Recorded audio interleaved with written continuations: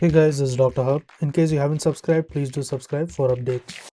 Let's look into the gastric glands, and we are looking at the cells of the gastric glands.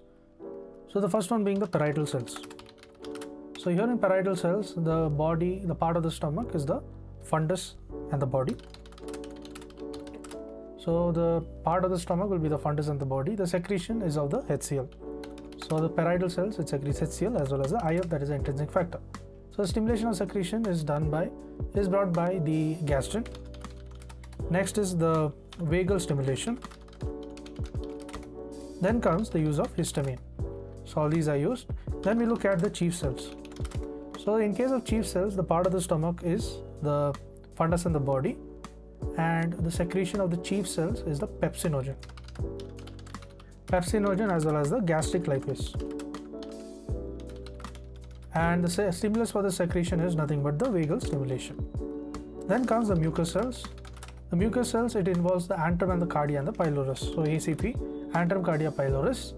The secretion is of the mucus, and the stimulation of secretion includes the vagal stimulation. Then moving on to the G cells. G cells, the part of the stomach involved will be the antrum, and the secretion is nothing but the gastrin. So antrum is the part of the stomach and the secretion is by gastrin.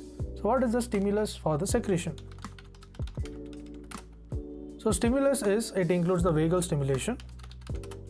Next is oligopeptides.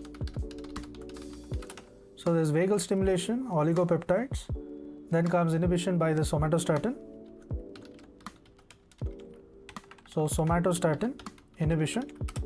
Then comes the inhibition by the H+ in the stomach. Inhibition of the H+, and this takes place in the stomach.